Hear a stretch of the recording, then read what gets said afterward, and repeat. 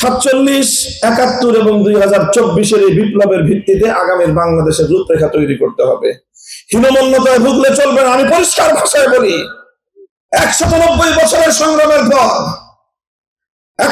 সেই 1831 সালের বালাকোটের রণাঙ্গনের শাহাদাত, 1847 সালের সিপাহী বিদ্রোহের রক্ত, সামনে রণাঙ্গনের জিহাদের রক্ত, অসংখ্য অগণিত তিতুমিরের বাঁশের কিল্লা, ফকির মজনু সাহেবের সংগ্রাম, হাজী শরীয়তুল্লাহদের আন্দোলন সংগ্রাম, এই সব কিছুর পর 1947 সালে যখন ব্রিটিশ বিতাড়িত হয়েছিল, তখন তো মীমাংসা হয়েছে, ভাগাভাগি হয়েছে।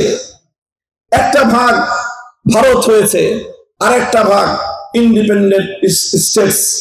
মুসলমানদের সংখ্যাগরিষ্ঠ মেজরিটি মুসলমান যে এলাকাগুলোতে বসবাস করে, সেই এলাকাগুলোতে মুসলমানদের জন্য আলাদা রাষ্ট্র হবে।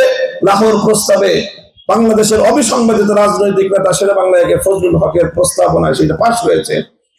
যদিও সেখানে দ্বিমত, সেখানে একটা পরবর্তী ঘটনা যেটা ঘটেছে যে আলাদা আলাদা রাষ্ট্র হওয়ার কথা, পশ্চিম পাকিস্তানের সাথে পূর্ব পাকিস্তানকে জুড়ে দিয়ে একটা রাষ্ট্র হওয়ার কথা না, ভিন্ন ভিন্ন যদি দুটি রাষ্ট্র হতো তাহলে 71-এ পশ্চিম পাকিস্তানিদের বিরুদ্ধে আমাদেরকে লড়াই করে 24 বছর সংগ্রামের মধ্য দিয়ে বাংলাদেশ অর্জন করা লাগতো না। লাহোর প্রস্তাব পাশ হলে 47 সালে বাংলাদেশ হতো। তো লাহোর প্রস্তাব যদি পরিপূর্ণভাবে বাস্তবায়িত হতো, সেখানে যদি মেকানিজম না করা হতো, সেখানে যদি কাটাছাড়া না করা হতো, 47 সালে আমরা বাংলাদেশ পেতাম। এবং সেই বাংলাদেশ হতো এর ভিত্তিতে যে সংখ্যাগরিষ্ঠ মুসলমানদের দেশ, এদেশে রাষ্ট্র ব্যবস্থা ইসলাম বিজয়ী আদর্শ প্রতিষ্ঠিত হবে। এখানকার সংবিধান হবে আল কোরআন, এখানে আইন চলবে আল্লাহর।